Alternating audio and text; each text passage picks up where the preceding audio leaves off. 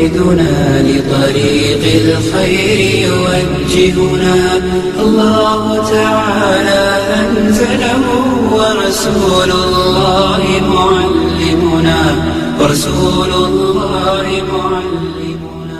آئیے سنتے ہیں دینی پروگرام باتیں جن سے زندگی سنورتی ہے، وہ باتیں جو ہمیں صراط مستقیم کی طرف رہنمائی کرتی ہیں، وہ باتیں جو قرآن کریم اور مستند حدیثوں کی روشنی میں بیان کی جاتی ہیں، وہ باتیں جن کو سننے، سمجھنے اور عمل کرنے میں ہی ہماری نجات ہے.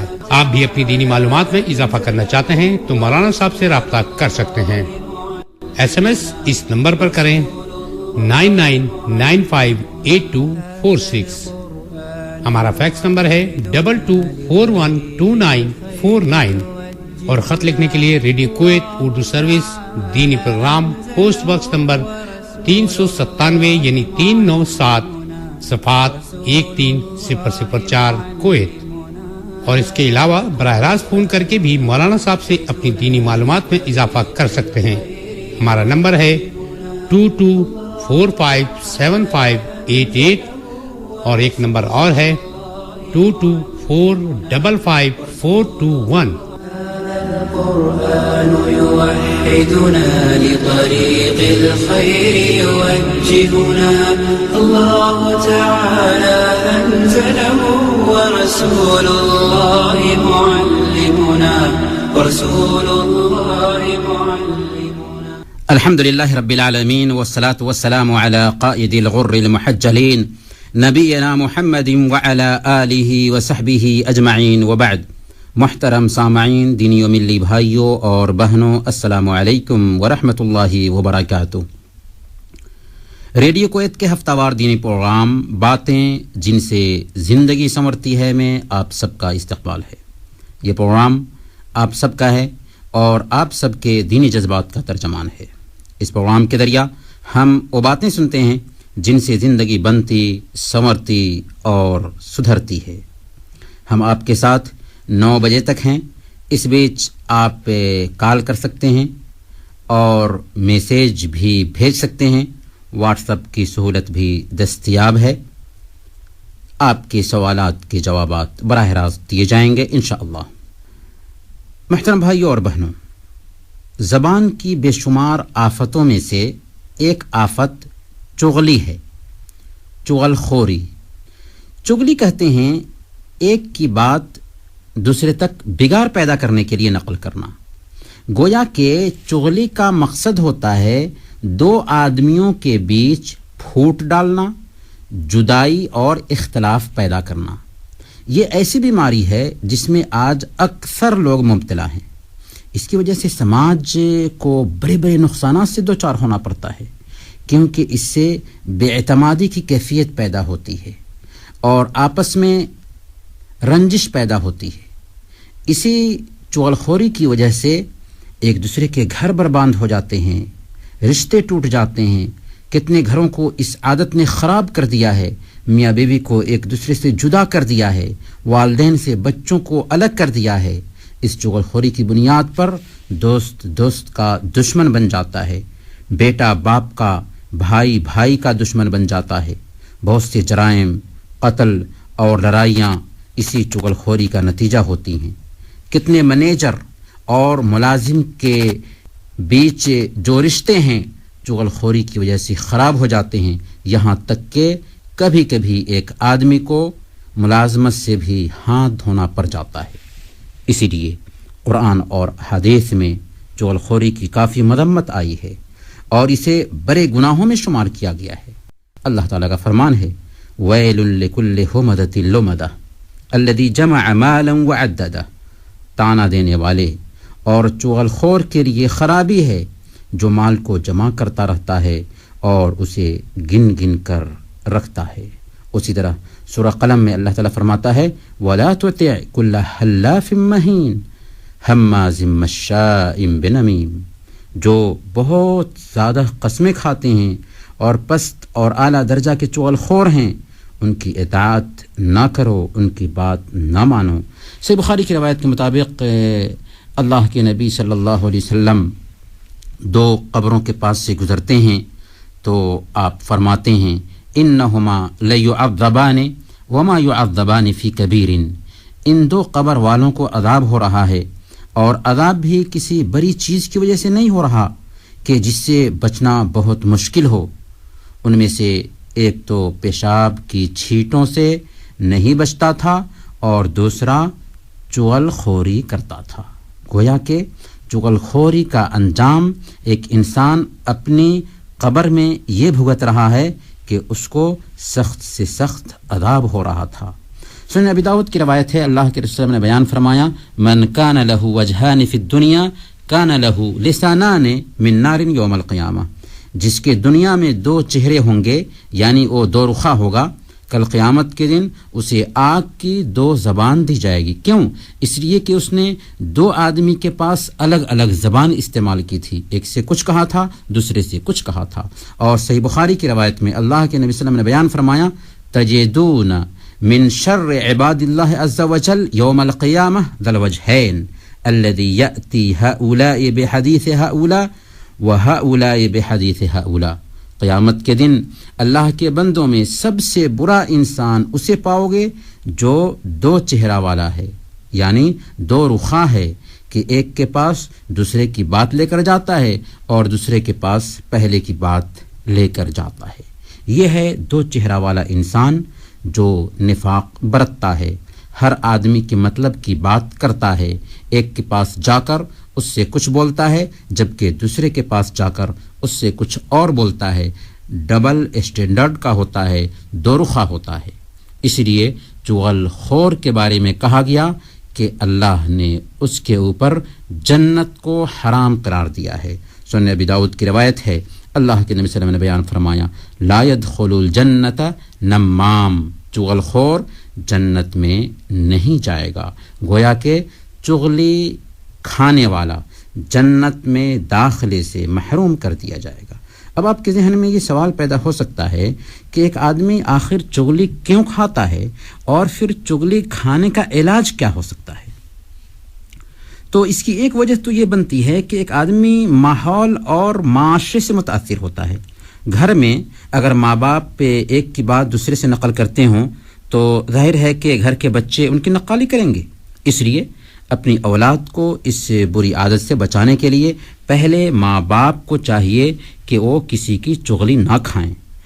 ماں کو چاہیے کہ وہ پھوپھی ہو، خالہ ہو یا ہمسایہ ہو، کسی کی بھی شکایت اپنے شوہر سے نہ کرے۔ شوہر کو بھی چاہیے کہ گھر کے کسی افراد کی یا کسی دوسرے کی شکایت اپنی بیوی سے نہ کرے، کیونکہ بچے وہاں پر ہوتے ہیں اور بچے سن رہے ہوتے ہیں۔ ہم سمجھتے ہیں یا ہم سوچ رہے ہوتے ہیں کہ بچے ہمیں کیچ نہیں کرتے، لیکن عجیب طریقے سے ہمارے بچے ہمیں کیچ کر رہے ہوتے ہیں اور ہماری تقلید کرتے ہیں۔ تو اگر وہ سنیں گے تو اس بری عادت کو ہم سے سیکھیں گے اور پھر اسے اپنی زندگی میں برتنا شروع کریں گے۔ اسی طرح سے ہم دیکھتے ہیں کہ کبھی کبھی حسد اور دوسرے کے لیے برائی چاہنا بھی چغل خوری کا سبب بنتا ہے۔ جب ایک آدمی کسی سے جلتا ہے تو وہ سوچتا ہے کہ کیسے اسے بدنام کیا جائے، کیسے اس کی شخصیت کو مجروح کیا جائے، کیسے اس سے بدلہ لیا جائے۔ اس کے لیے آسان حربہ یہ اپناتا ہے کہ وہ اس کی کوئی بات اچک لیتا ہے اور دوسرے سے بیان کرنے لگتا ہے۔ اس کا علاج یہ ہے کہ اسے یہ سوچنا چاہیے کہ اللہ نے کسی کو کوئی نعمت دی ہے تو آخر میں کیوں جلوں؟ اللہ نے فلاں نعمت اس کے لیے پسند کیا ہے اور وہ اس کے پاس اللہ تعالیٰ رہنے دینا چاہتا ہے، تو آخر میں اسے ناپسند کیوں کروں؟ گویا حسد کرنا اللہ تعالیٰ کے فیصلہ سے جلنا ہے، اللہ تعالیٰ کے فیصلہ پر اعتراض کرنا ہے، اور حسد کرنے والا اپنے ہی آگ میں جلتا ہے۔ یوسف علیہ السلام کو دیکھیے کہ ان کے بھائیوں نے حسد سے ان کو کنویں میں ڈال دیا تھا، لیکن اللہ تعالیٰ نے یوسف علیہ السلام کی حفاظت کی۔ کبھی کبھی آدمی چغلی اس لیے کھاتا ہے کہ کسی عہدہ اور منصب والے کی نظر میں اچھا بننا چاہتا ہے، مدیر ہے، چاہتا ہے کہ مدیر کی نظر میں اچھا بنو، اس لیے چغلی کھاتا ہے اپنے آس پاس رہنے والوں کی یا اپنے ساتھ کام کرنے والوں کی۔ عام طور پر یہ بیماری کمپنیوں میں پائی جاتی ہے۔ مینیجر سے جو قریب ہوتا ہے وہ دوسروں کی باتیں اس لیے اس سے نقل کرتا ہے کہ اگر مینیجر میری بات سنے گا تو اس سے بدزن ہو جائے گا، میں اس سے قریب ہو جاؤں گا۔ یہ بھی گھٹیا عادت ہے۔ اس سے چھٹکارے کی شکل یہ ہے کہ اسے خود یہ سمجھنا چاہیے کہ جس کی ہم چغلی کھا رہے ہیں، اگر میری چغلی وہ کھاتا تو مجھے کیسا لگتا۔ اسی لیے اللہ کے نبی صلی اللہ علیہ وسلم نے ایک نقطہ سمجھایا ہمیں، لا یؤمن احدکم حتی یحب لاخیہ ما یحب لنفسہ، تم میں سے ایک آدمی اس وقت تک مومن نہیں ہو سکتا جب تک کہ جو اپنے لیے پسند کرتا ہے وہی اپنے بھائی کے لیے پسند نہ کرے۔ ظاہر ہے کہ اگر اس کی چغلی کھائی جاتی تو اسے قطعاً اچھا نہیں لگتا، بالکل اسی طرح اس کا بھائی بھی ہے، لہذا اسے یہ چاہیے کہ اپنے بھائی کی چغلی نہ کھائے۔ پھر معمولی دنیا کے لیے اپنی آخرت برباد کرنا اچھی بات نہیں ہے، حالانکہ اگر اللہ کا ڈر دل میں اس نے بسایا ہوتا تو اللہ تعالی آخرت عطا کرنے کے ساتھ ساتھ دنیا بھی اسے عطا کرتا۔ عام طور پر ایک انسان کی سوچ یہ بنتی ہے کہ اگر ہم فنا کی چغلی کھائیں گے تو ہم مینیجر کی نظر میں اچھے ہو جائیں گے، ہم کو دنیاوی فائدہ ہوگا، حالانکہ اگر اللہ تعالیٰ کا ڈر دل میں بسایا ہوتا تو عجیب طریقے سے اللہ تعالیٰ نے اس کی روزی میں برکت دی ہوتی۔ اللہ نے فرمایا وَلَوْ أَنَّ أَهْلَ الْقُرَىٰ آمَنُوا وَاتَّقَوْا لَفَتَحْنَا عَلَيْهِمْ بَرَكَاتٍ مِّنَ السَّمَاءِ وَالْأَرْضِ، اگر بستی والوں نے ایمان لایا ہوتا اور تقوی اختیار کیا ہوتا تو ہم ان کے اوپر آسمان اور زمین کی برکتیں کھول دیتے۔ تو روزی میں برکت کب حاصل ہوتی ہے؟ ایمان اور تقوی کی بنیاد پر حاصل ہوتی ہے، چغلی کھانے سے نہیں ہوتی، غیبت کرنے سے نہیں ہوتی، دوسرے کو دھوکہ دینے سے نہیں ہوتی، بلکہ اللہ کا ڈر دل میں بسانے سے ہوتی ہے۔ کبھی انسان چغلی دل لگی کے لیے بھی کھاتا ہے کہ اپنے پاس میں رہنے والے کے ساتھ مذاق کرنا چاہتا ہے، دل لگی کرنا چاہتا ہے۔ اس کا علاج بھی یہی ہے کہ جس کی چغلی وہ کھا رہا ہے اس کی جگہ پر خود کو رکھ کر دیکھے، کیا اسے یہ بات پسند ہوگی کہ جیسے وہ دوسرے سے دل لگی کر رہا ہے ویسے ہی اس کے ساتھ دل لگی کیا جائے۔ اور دل لگی کے تعلق سے یہاں پر ایک بات بھی واضح ہونی چاہیے کہ دل لگی غلط نہیں ہے، یہ اچھی بات ہے، مطلوب ہے۔ اللہ کے نبی صلی اللہ علیہ وسلم نے بھی لوگوں کو ہنسانے کے لیے اس طرح کی باتیں کی ہیں، لیکن اگر دل پر چوٹ پہنچنے لگے تو یہ دل لگی نہیں بلکہ دل کو ٹھیس پہنچانا ہے، جذبات کو ٹھیس پہنچانا ہے، اور یہ جائز نہیں۔ چغل خوری کے علاج میں سب سے اہم بات یہ آتی ہے کہ چغل خور کی حوصلہ افزائی نہ کی جائے، چغلی پر رد عمل بالکل ظاہر نہ کیا جائے، اور چغلی کھانے والے کی بات کو نظر انداز کیا جائے۔ سلیمان عبد الملک کے بارے میں آتا ہے کہ ایک آدمی کو اس کے پاس لایا گیا، اس وقت بادشاہ کے پاس سے امام محمد بن مسلم بن شہاب الزہری بیٹھے ہوئے تھے۔ سلیمان بن عبد الملک نے اس آدمی سے کہا کہ میں نے سنا ہے کہ تم نے میرے خلاف بات کی ہے اور ایسا ایسا کہا ہے۔ اس آدمی نے کہا کہ بادشاہ سلامت، میں نے تو کچھ نہیں کہا۔ سلیمان بن عبد الملک نے کہا کہ مجھے ایک سچے انسان نے خبر دی ہے کہ تو نے ایسی ایسی بات میرے خلاف کہی ہے۔ چونکہ امام محمد بن مسلم بن شہاب الزہری وہیں پر بیٹھے ہوئے تھے، انہوں نے فوراً کہا لا یکون النمام صادقا، چغل خور کبھی سچا نہیں ہو سکتا۔ یہ سننا تھا کہ بادشاہ نے کہا چلے جاؤ یہاں سے، کوئی بات نہیں۔ اس طرح سے اس کو چھٹکارا مل گیا۔ کہنے کا مطلب یہ ہے کہ اگر چغل خور کی بات کی طرف دھیان نہ دیا جائے، اس کی حوصلہ افزائی نہ کی جائے تو یہ بیماری آسانی کے ساتھ میں ختم ہو سکتی ہے۔ چغل خور کے تئیں ایک بندے مسلم کا کیا موقف ہو، تو اس سلسلے میں امام نووی رحمۃ اللہ علیہ نے فرمایا ہے کہ جس سے چغلی کی جائے یا جس کو کہا جائے کہ فلاں تیرے بارے میں ایسا ایسا کہتا ہے یا یوں کہتا ہے، تو اس کے لیے 6 کاموں کی پابندی ضروری ہے۔ پہلے نمبر پر اس کی تصدیق بالکل نہ کرے، کیونکہ چغل خور فاسق ہوتا ہے، گناہ گار ہوتا ہے۔ دوسرے نمبر پر اس کو ایسا کرنے سے منع کر دے اور اس کو نصیحت کرے اور اس کے کام کو برا سمجھے۔ تیسرے نمبر پر اللہ کی رضا کے لیے اس سے نفرت کرے، کیونکہ اللہ تعالیٰ اس سے نفرت کرتا ہے، اور جس سے اللہ نفرت کرے اس سے نفرت کرنا ضروری ہے۔ چوتھے نمبر پر اپنے غائب بھائی کے لیے برائی کا خیال تک نہ کرے۔ پانچویں نمبر پر اس کی بیان کی ہوئی بات پر غور نہ کرے اور اس کو اہمیت نہ دے۔ اور چھٹے نمبر پر جس نے چغل خوری کی ہے اس کو پسند نہ کرے اور اس کی بات کو آگے نہ بیان کرے کہ فلاں آدمی ایسا کہہ رہا تھا یا فلاں آدمی ایسا کہتا ہے. خلاصہ یہ سمجھیں کہ اگر چغل خور کی تصدیق نہ کی جائے اور جس کی چغلی کھائی ہے فوراً اسے سامنے لا کر اس کے روبرو کرا دیا جائے کہ دیکھو فلاں آدمی تمہارے بارے میں ایسا ایسا کہہ رہا ہے، فوراً معاملہ صاف ہو جائے گا اور پھر بعد میں اسے چغلی کھانے کی ہمت نہیں ہوگی. اسی طرح سے اس کے دل میں اللہ کا ڈر پیدا کیا جائے، مرنے کے بعد کی زندگی کا اسے احساس دلایا جائے. اسی طرح چغل خور کو اچھا ماحول فراہم کیا جائے، کیونکہ برے لوگوں کے ساتھ میں رہنے کی وجہ سے ہی ایک انسان بری طبیعت کا بنتا ہے، اور برے ماحول سے اس کو دور رکھا جائے اور اللہ والوں کی آئیڈیل زندگی کو ہر وقت اپنے سامنے رکھے تو آسانی کے ساتھ چغلی کی اس عادت سے، اس بیماری سے بچا جا سکتا ہے. اللہ تعالیٰ سے دعا کرتے ہیں کہ اللہ تعالیٰ ہم سب کو چغل خوری کی اس بیماری سے بچائے. آمین. محترم سامعین، ہم آپ کی کال بھی لیں گے لیکن ایک چھوٹے سے وقفہ کے بعد. هذا القرآن يوحدنا لطريق الخير يوجهنا الله تعالى أنزله ورسول الله معلمنا. ریڈیو کویت کی اردو نشریات سے آپ سن رہے ہیں دینی پروگرام باتیں جن سے زندگی سنورتی ہے. يوحدنا لطريق الخير يوجهنا الله تعالى أنزله ورسول الله معلمنا ورسول الله معلمنا. محترم سامعین، ریڈیو کویت کے ہفتہ وار دینی پروگرام میں ایک بار پھر آپ سب کا استقبال ہے. ہمارے ساتھ ایک کالر ہیں، ان کی کال لیتے ہیں. السلام علیکم. وعلیکم السلام. جی، کون اور کہاں سے بات کر رہے ہیں؟ میرا نام اکبر خان ہے، میں حوالی سے بات کر رہا ہوں. اکبر خان صاحب، کیا پوچھنا چاہیں گے؟ یہ قربانی کے بارے میں تھوڑا پوچھنا ہے مولانا. یہ قربانی ہے کہ خردے کے نام پہ دے سکتے ہیں نا؟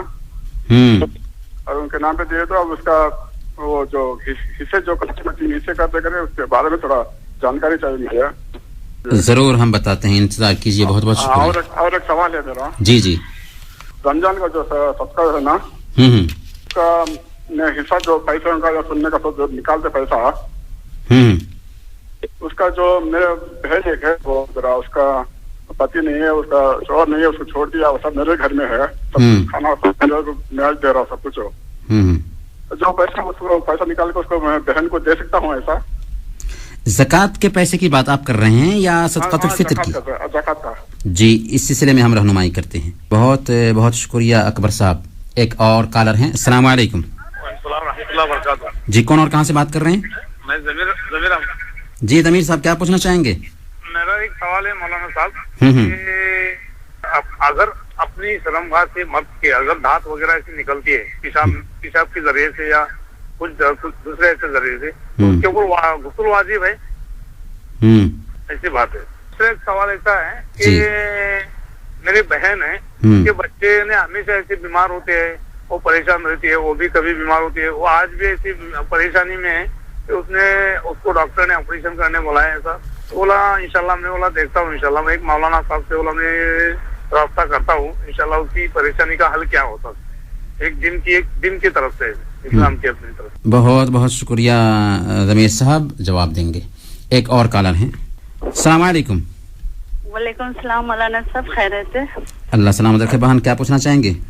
مولانا صاحب میرا یہ سوال ہے، اگر ماں باپ نے کوئی فوت ہو گئے تو ماں باپ میں لڑکی لوگ کا کچھ خرچہ رہتا ہے نا میت کا، ویسا کچھ کرنے کا، ویسا لڑکی لوگ کر سکتے نہیں کر سکتے مولانا صاحب؟ ایک سوال میرا. اس سلسلے میں کیا جائز ہے کیا ناجائز ہے ہم بتاتے ہیں. جی. اور ایک سوال یہ ہے میرا مولانا صاحب، جب بچوں کو ماں باپ اتنا میں سے پیار سے پالی میرے بچوں کو، جب بچہ بیوی کے سسرال کے بعد سن کے وہ لوگ الگ ہو جاتے، ماں کو چھوڑ کے، ماں اکیلی ہوتی ہے، وہ اس کا کس کا سہارا لوں؟ ابھی اکیلی ہو جاتی ہوں نا میں، کس کا سہارا لینا چاہیے سمجھ میں نہیں آ رہا ہے. اتنا دن میرے بچے بول کے بچوں کے پیچھے پڑی، ابھی وہ لوگ 20-21 سال کے عمر کے ہو گئے. تو جب بیوی کے سسرال کے بعد سن کے چلے جائے تو اب میں کس کا سہارے پہ جیوں؟ اکیلی عورت कोई भी मेरे ऊपर पत्थर डालेगा ना, चिकन उड़ाएगी ना, और इसके लिए किसका सहारा लेना मुझे थोड़ा बताइए मौलाना साहब। अल्लाह सलामत रखे आपको बहन, हम इस सिलसिले में रहनुमाई करते हैं। एक और कॉलर है। अस्सलाम वालेकुम। वालेकुम अस्सलाम जी, कौन और कहाँ से बात कर रहे हैं? आदिल बोल रहा हूँ मैं साहब। जी आदिल साहब, क्या पूछना है? हमारे वालिद साहब की तबीयत वो जरा खराब है, ठीक नहीं होती, इनके लिए आप दुआ कर दीजिए। अल्लाह ताला सलामत रखे, उनको शिफाए आजिला कामिला नसीब फरमाए इंशाअल्लाह। और कुछ पूछना है? सवाल है, क्या कुरान और इस मौलाना से बात किया, वो बोलते हैं कुरान और हदीस में वसीला से मांगना जायज है? जी, इसलिए में हम रहनुमाई करते हैं। और तीसरा सवाल है, क्या मस्जिद में भी शैतान इंसान को बहका सकता है नमाज के हालत में? जी शुक्रिया। मोहतरम सामीन, हम आपके सवालात के जवाब देंगे, लेकिन एक छोटे से वक्फा के बाद। هذا القرآن يوحدنا لطريق الخير يوجهنا الله تعالى أنزله ورسول الله معلمنا। रेडियो कुवैत की उर्दू नशियात से आप सुन रहे हैं दीनी प्रोग्राम बातें जिनसे जिंदगी संवरती है। आप भी अपनी दीनी मालूमात में इजाफा करना चाहते हैं तो मौलाना साहब से राब्ता कर सकते हैं। SMS करने के लिए 99958246 और हमारा फैक्स नंबर है 22412949। لطريق الخير يوجهنا الله تعالى أنزله ورسول الله معلمنا ورسول الله معلمنا। मोहतरम रेडियो कुवैत के हफ्तावार दीनी प्रोग्राम में एक बार फिर आप सबका इस्तकबाल है और हम आपके सवालात के जवाबात दे रहे हैं। हवाली से अकबर खान साहब ने पूछा है कि क्या कुर्बानी मुर्दे के नाम से दे सकते हैं, और हिस्से की भी जानकारी दे दें कि उसकी शक्ल क्या होगी। मुर्दे की तरफ से कुर्बानी का जहाँ तक के मसला है, उसूली एतबार से हम देखें तो कुर्बानी का मुखातब जिंदा है, मुर्दा नहीं। अलबत्ता इस बात की इजाज़त ज़रूर है कि मुर्दे की तरफ से कुर्बानी की जाए। इससे हदीस की बुनियाद पर जो सही मुस्लिम में आती है कि अल्लाह के नबी सल्लम कुर्बानी करते हुए कहा करते थे कि ऐ अल्लाह, मुहम्मद, आले मुहम्मद और उम्मत मुहम्मद की तरफ से इसे कबूल फरमा ले। तो जाहिर सी बात है कि उम्मत मुहम्मद में जिंदा और मुर्दा दोनों शामिल हैं। उसके अलावा जो दूसरी रवायतें हैं वो सब की सब ज़ईफ़ हैं। अलबत्ता ये सही मुस्लिम की रवायत है जिससे ये दलील मिलती है कि मुर्दे की तरफ से कुर्बानी की जा सकती है। अलबत्ता हिस्से की जहाँ तक बात है तो अगर घर में एक जानवर ज़बह हो रहा है, उसको घर के सारे अफराद को शामिल करने के साथ साथ मुर्दों को भी उसमें शामिल कर लिया जाए तो ये सबसे बेहतर तरीक़ा है। और अल्लाह के नबी सल्लम भी देखें, आपके जानवर ज़बह कर रहे हैं, एक ही जानवर में अपने घर के अफराद को और अपनी सारी उम्मत को शामिल कर ले रहे हैं। लेकिन अगर इलाहिदा शक्ल में कुर्बानी करना चाहते हैं तो एक हिस्सा मुर्दे के नाम से कर सकते हैं, बशर्ते के अपने घर में भी दूसरे हिस्से कुर्बानी के हो रहे हों। सिर्फ एक ही हिस्सा है और उसे मुर्दे के नाम खास कर दें, ऐसा सही नहीं होगा। पहले तरजीह देना है घर के अफराद के नाम से कुर्बानी को। अगर और भी हिस्से बच रहे हैं तो मुर्दे के नाम से कर सकते हैं। एक और सवाल किया है अकबर खान साहब ने कि मेरी बहन गरीब है, क्या ज़कात की रकम अपनी बहन को दे सकते हैं? अगर आपकी बहन शादीशुदा नहीं है, आपके ज़ेरे किफ़ालत है, अभी उसकी शादी नहीं हुई है, तो ऐसी हालत में उसको आप ज़कात की रकम नहीं दे सकते क्योंकि उसकी ज़िम्मेदारी आपके सर है। लेकिन अगर उसकी शादी हो चुकी है, वो अपने शौहर के साथ में रहती है, उसके पास बच्चे हैं और माली एतबार से वो कमज़ोर है, तो ऐसी हालत में उसको अपनी ज़कात की रकम दे सकते हैं क्योंकि वो ज़कात की मुस्तहिक़ है। और अगर देते हैं तो इसमें दोहरा अज्र मिलेगा। अल्लाह के नबी सल्लम की हदीस है, अस्सदक़तु अलल मिस्कीन सदक़ह व अला ज़ि रहम सनतान सदक़तुन व सिलतुन, कि मिस्कीन पर सदका करने की वजह से सदका का सवाब मिलता है, लेकिन अगर यही सदका रिश्तेदार पर किया जाए تو صدقہ کرنے کا ثواب تو ملتا ہی ہے، اس کے ساتھ ساتھ صلہ رحمی کرنے کا بھی ثواب ملتا ہے، گویا کہ اجر اور ثواب دوہرا ہو جاتا ہے۔ اس لیے رشتہ دار اگر ہمارے غریب ہیں تو ان کو ترجیح دینی چاہیے۔ ضمیر صاحب نے پوچھا ہے کہ مرد کے پیشاب کے راستے سے اگر دھات گرے تو کیا غسل کرنا واجب ہو جاتا ہے؟ مرد کے پیشاب کے راستے سے جو پانی گرتا ہے اس کی 3 شکل بنتی ہے، ایک مزی ہے، دوسرا ودی ہے اور تیسرا منی ہے۔ مزی عام طور پر شہوت کے بارے میں سوچنے سے یہ پانی نکلتا ہے اور اچھل کر کے نہیں نکلتا، اس سے غسل واجب نہیں ہوتا، اور ودی پیشاب کرنے کے بعد عام طور پر نکلتا ہے، اس سے بھی غسل واجب نہیں ہوتا، بلکہ ان دونوں میں یعنی مزی اور ودی کے نکلنے میں وضو کرنا کافی ہے، وضو ٹوٹ جاتا ہے، البتہ غسل کرنا ضروری نہیں ہے۔ لیکن منی کے نکلنے سے جو اچھل کر کے نکلتا ہے شہوت کے ساتھ اور اچھل کر کے نکلتا ہے یہ پانی، اس سے غسل واجب ہوتا ہے۔ یہاں پر یہ بات بھی سمجھنے کی ہے کہ اگر کسی کو بیماری ہے منی کے خارج ہونے کی، تو بیماری کی وجہ سے وہ پانی اچھل کر کے نہیں نکلتا، شہوت کے ساتھ میں نہیں نکلتا، اس بنیاد پر بھی اس کو غسل کرنا ضروری نہیں ہوگا، وضو کر لینا کافی ہوگا اگر بیماری ہے منی کے نکلنے کی تو، ورنہ اگر اچھل کر کے پانی نکلتا ہے اور شہوت کے ساتھ میں وہ نکل رہا ہے تو اس کو ہم منی کہتے ہیں، صرف اسی سے غسل واجب ہوتا ہے، ورنہ مزی اور ودی سے غسل واجب نہیں ہوتا، بلکہ اس جگہ کو دھل لینا اور وضو کر لینا کافی ہے۔ ایک اور سوال کیا ہے ضمیر صاحب نے، کہتے ہیں کہ میری بہن کے بچے بیمار رہتے ہیں، ڈاکٹر نے آپریشن کے لیے کہا ہے، اس کا کیا حل ہوگا؟ اس سلسلے میں انہوں نے کہا کہ میں مولانا سے مشورہ لیتا ہوں۔ دیکھیں، اللہ رب العالمین نے اس دنیا میں جو بھی بیماری اتاری ہے اس کا علاج بھی اتارا ہے، اسی لیے اللہ کے نبی صلی اللہ علیہ وسلم نے بیان فرمایا ما انزل اللہ من داء الا انزل له دواء، کہ اللہ نے جو بھی بیماری اتاری ہے اس کی دوا بھی اتاری ہے، لہذا اللہ کے بندو علاج کیا کرو۔ تو علاج کرانا یہ شرعی معاملہ ہے، علاج سے کترانا نہیں چاہیے، بلکہ اللہ پر اعتماد کرتے ہوئے اللہ نے بیماری دی ہے اور اس کا علاج بھی اس نے اتارا ہے، اور بیماری بھی ہوتی ہے اس کے اندر بندے کی آزمائش ہوتی ہے، اگر وہ نیک ہے، پرہیزگار ہے، اللہ اور اس کے رسول کے طریقے کے مطابق چل رہا ہے تو یہ آزمائش کے طور پر وہ بیماری آتی ہے تاکہ بندے کے گناہ کو معاف کرے، جس انداز میں بھی ہو، تو اصل میں یہ ایک طرح کی آزمائش ہی ہوتی ہے، لہذا ایک بندے کو چاہیے کہ علاج کرائے۔ ایسا نہیں ہے کہ فوراً ہم شک کی سوئی کسی کے اوپر گھما دیں کہ بھئی کسی کی نظر لگ گئی ہے یا کسی نے جادو کر دیا ہے، یہ پہلے تشخیص کرانا چاہیے، ڈاکٹر کا علاج کرانا چاہیے۔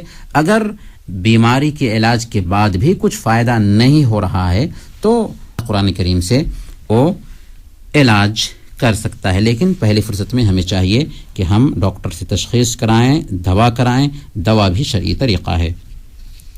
ایک بہن نے پوچھا ہے کہ ماں باپ کی وفات کے بعد ایک بیٹی اپنے وفات شدہ ماں باپ کے لیے کیا کر سکتی ہے؟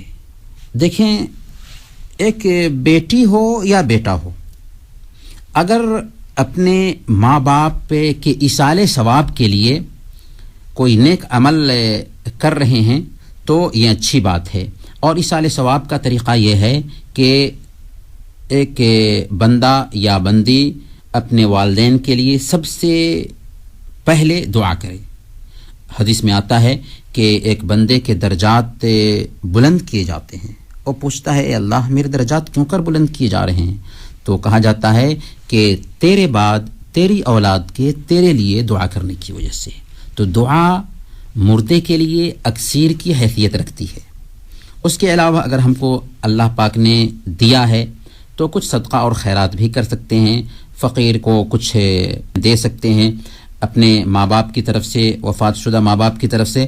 اسی طرح سے اگر ہم چاہیں تو قرآن کریم تقسیم کرا سکتے ہیں، دینی کتابیں تقسیم کرا سکتے ہیں، رفاہی کام میں کچھ پیسے خرچ کر سکتے ہیں ان کے نام سے، اور اس طرح سے اللہ پاک اس کو قبول کرے گا ان کی طرف سے۔ البتہ جیسا کہ سوال سے کچھ ظاہر ہو رہا تھا، وہ پوچھنا چاہ رہی تھی کہ مرنے کے فوراً بعد کچھ خرچ ہوتا ہے۔ مرنے کے فوراً بعد کچھ بھی خرچ نہیں ہوتا۔ عام طور پر جو روایتیں ہمارے مسلم معاشرے میں پائی جاتی ہیں، مرنے کے بعد میں غریبوں کو بلا کر کے کھانا کھلانا، یہ ساری چیزیں غلط ہیں۔ اگر ہم صدقہ کرنا چاہتے ہیں تو صدقہ کر سکتے ہیں، اور صدقے کی جو شکل ہے وہ ہم نے بتا دیا۔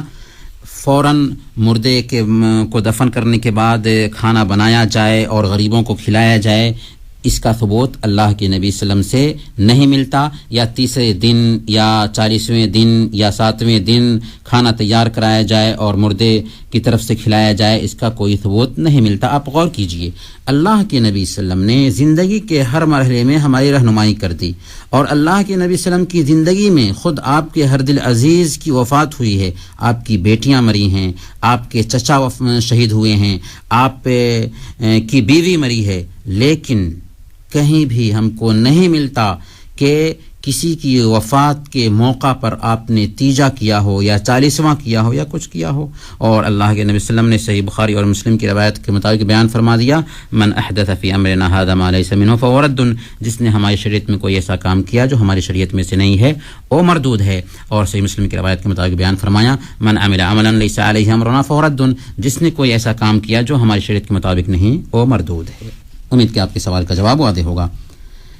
ایک اور سوال پوچھا ہے، کہتے ہیں کہ بچے جب جوان ہونے کے بعد اپنی ماں کا ساتھ چھوڑ دیں تو ماں کو کس کا سہارا ڈھونڈنا چاہیے؟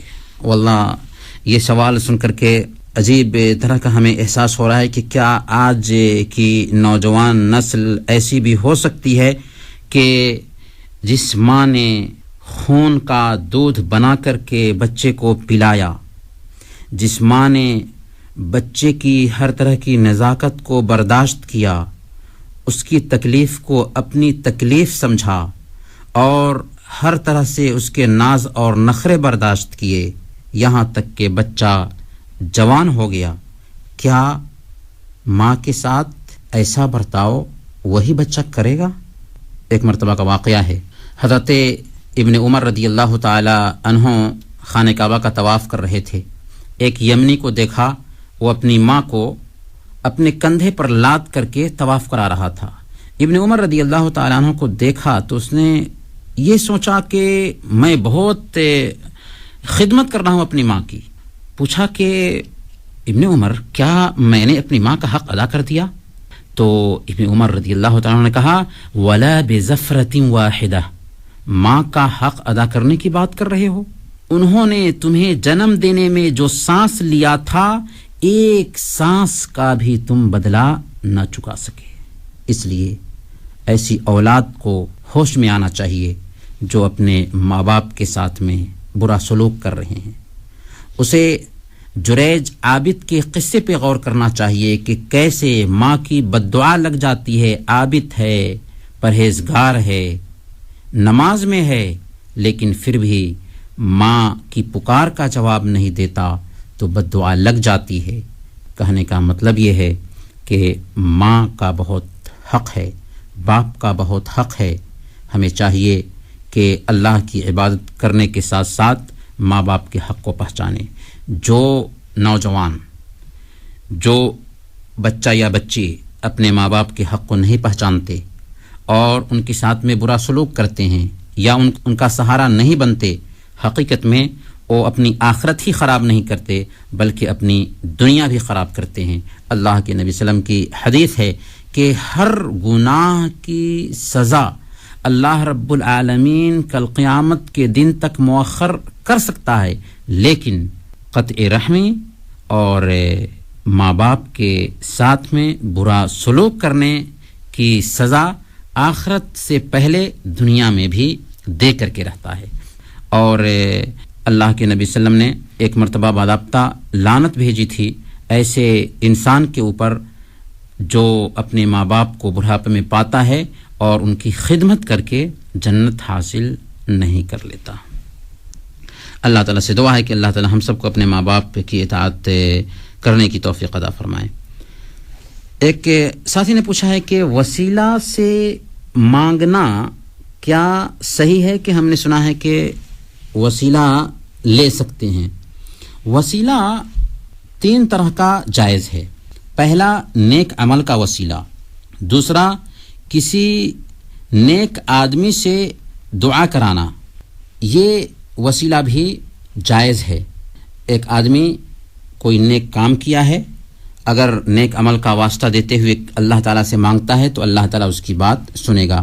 اسی طرح سے کسی نیک آدمی کے پاس میں جاتا ہے اور اس سے کہتا ہے کہ آپ ہمارے لیے دعا کر دیجئے، اور وہ اس کے لیے دعا کر دیتے ہیں، تو یہ بھی وسیلہ کا جائز طریقہ ہے۔ تیسری شکل ہے وسیلہ کی کہ اللہ تعالیٰ کے اسماء و صفات کا واسطہ دے کر اللہ سے مانگنا، جیسے کہا جائے کہ اے اللہ تو غفور ہے، تو رحیم ہے، تو کریم ہے، تو روزی دینے والا ہے، تو معاف کرنے والا ہے۔ تو اللہ تعالیٰ کے اسماء و صفات کا ذکر کر کے اس وسیلے سے مانگنا، یہ بھی جائز وسیلہ کی شکل ہے۔ یہ 3 شکل ہے جو وسیلے کی جائز شکل ہے۔ البتہ ناجائز شکل یہ ہے کہ کسی مردے سے مانگا جائے، کیونکہ مردہ خود اپنے لیے کچھ اختیار نہیں رکھتا تو دوسرے کو کیا فائدہ پہنچا سکتا ہے۔ امن یجیب المضطر اذا دعا ویکشف السوء ویجعلکم خلفاء الارض االہ مع اللہ، کون ہے جو پریشان حال کی پریشانی کو سنتا ہے اور اس کی پریشانی کو دور کرتا ہے اور تمہیں زمین میں خلافت عطا فرماتا ہے کوئی اللہ کے علاوہ؟ تو یہ ناجائز وسیلہ ہے۔ جائز وسیلہ اپنانا چاہیے، ناجائز وسیلہ سے بچنا چاہیے، کیونکہ ناجائز وسیلہ شرک ہے۔ ایک اور سوال کیا ہے عادل صاحب نے، کہتے ہیں کہ مسجد میں کیا شیطان ایک انسان کو بہکا سکتا ہے؟ جی ہاں، مسجد میں بھی شیطان جاتا ہے اور ایک انسان کو بہکاتا ہے، اس کے دل میں وسوسہ پیدا کرتا ہے۔ یہاں تک کہ حدیث کے اندر بتایا گیا ہے کہ جب اذان کی آواز ہوتی ہے تو شیطان بھاگتا ہے، وَلَهُ ضُرَاتٌ، ہوا خارج کرتے ہوئے بھاگتا ہے تیزی کے ساتھ میں۔ پھر جب اقامت ہوتی ہے تو پھر وہ بھاگتا ہے ہوا خارج کرتے ہوئے۔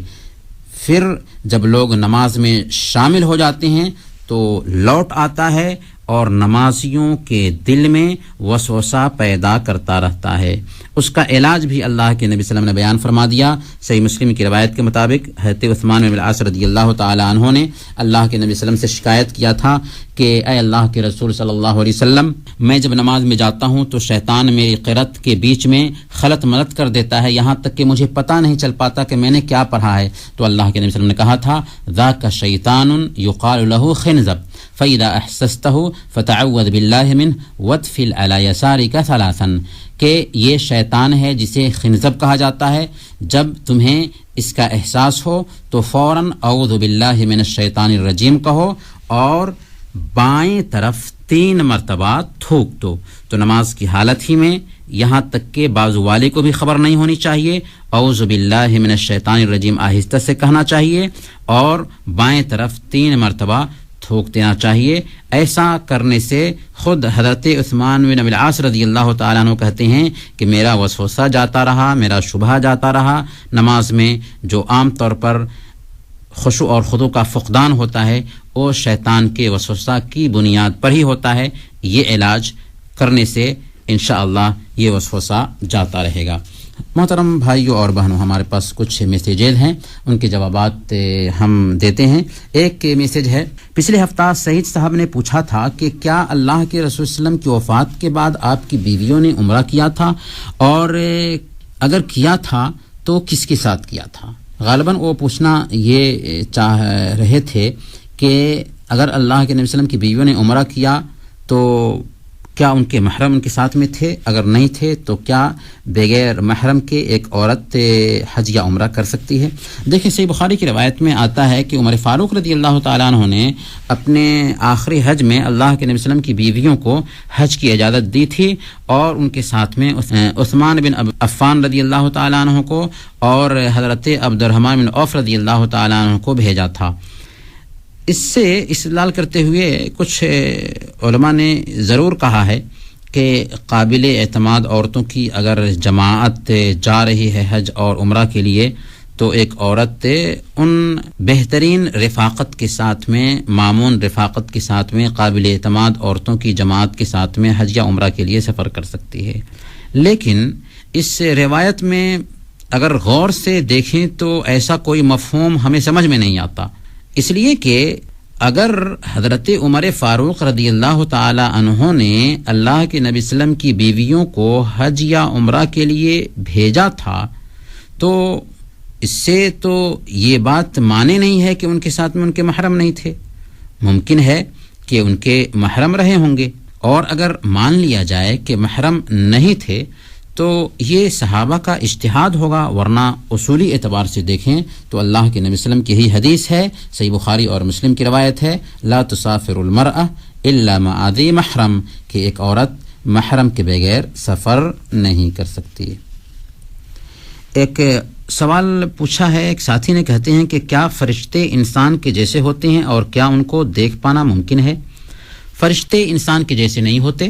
انسان کی پیدائش مٹی سے ہوئی ہے جبکہ فرشتوں کی پیدائش نور سے ہوئی ہے. انسان سے غلطیاں ہوتی ہیں جبکہ فرشتوں سے غلطیاں نہیں ہوتی. انسان کھاتا پیتا ہے جبکہ فرشتے کھاتے پیتے نہیں ہیں. انسان شکل نہیں بدل سکتا جبکہ فرشتے شکل بدل سکتے ہیں. انسان کا جو حجم ہے، اس کا جو وزن ہے، اس کی جو لمبائی چوڑائی ہے، یہ معروف ہے جس کو ہم جانتے ہیں، جبکہ فرشتوں کے حجم کا اندازہ نہیں لگایا جا سکتا. ایک حدیث سے ہم آپ کو سنانا چاہیں گے، سنن ابی داؤد کی ایک حدیث ہے. اللہ کے نبی صلی اللہ علیہ وسلم نے بیان فرمایا کہ مجھے اجازت دی گئی کہ عرش کو اٹھانے والے فرشتوں میں سے ایک فرشتے کی کیفیت بیان کروں. انما بین شحمت اذنہ الی عاتقہ مسیرت 700 عام. ان کے کان کی لو اور کندھے کے بیچ کی جو مسافت ہے یہ 700 سال چل کر جانے کی مسافت ہوگی. آپ تصور کیجئے کہ عرش کو اٹھانے والے جو فرشتے ہیں ان میں سے ایک فرشتے کا حجم یہ ہے کہ اس کے کان اور کندھے دونوں کے بیچ کی جو مسافت ہے 700 سال چل کر کے بھی ہم اس مسافت کو طے نہیں کر سکتے. اس سے ہم ان کے حجم کو، ان کی عظمت کو سمجھ سکتے ہیں. اور اللہ کے نبی صلی اللہ علیہ وسلم نے خود دیکھا جبریل علیہ السلام کو تو بیان فرمایا کہ وَلَهُ 600 جناح، کہ ان کے 600 پر تھے اور ہر پر نے افق کو ڈھانپ رکھا تھا. اس سے ہم فرشتوں کی عظمت اور ان کی مرتبہ کو سمجھ سکتے ہیں. ایک سوال پوچھا ہے ایک ساتھی نے، کہتے ہیں کہ حضرت عیسیٰ علیہ السلام کے بارے میں بتائیں کہ کیا انہوں نے شادی کی تھی اور کیا زمین پر اترنے کے بعد وہ شادی کریں گے اور وہ مرنے کے بعد کہاں دفن کیے جائیں گے؟ ہم انبیاء کے بارے میں یہ عقیدہ رکھتے ہیں کہ وہ سب کے سب انسان تھے، انہوں نے شادیاں بھی کی تھیں. اللہ تعالیٰ نے خود بیان فرمایا کہ وَجَعَلْنَا لَهُمْ أَزْوَاجًا وَذُرِّيَّةً، کہ ہم نے ان کے لیے بیویاں اور ذریت بنائیں. لیکن اس سے یہ معنی نہیں ہے کہ ان میں سے کچھ لوگوں نے شادیاں نہ کی ہوں. رہی ہے عیسیٰ علیہ السلام کی بات تو ان کے بارے میں کوئی صراحت نہیں ملتی کہ انہوں نے شادی کی تھی یا شادی نہیں کی تھی. اسی طرح سے ان کے وفات پانے کے تعلق سے بھی کہ کہاں وفات پائیں گے، کہاں دفن کیے جائیں گے، کوئی صراحت کے ساتھ میں بات نہیں ملتی ہے. لہذا ہم اس سلسلے میں خاموشی اختیار کریں. محترم سامعین، ہمارا وقت ہوا چاہتا ہے، انہی چند کلمات کے ساتھ ہم آپ سے رخصت ہوتے ہیں. وصلی اللہ علی نبینا محمد وعلی آلہ وصحبہ اجمعین. هذا القرآن يوحدنا لطريق الخير يوجهنا الله تعالى أنزله ورسول الله معلمنا. ریڈیو کویت کی اردو سیاست سے ابھی آپ سن رہے تھے دینی پروگرام باتیں جن سے زندگی سنورتی ہے.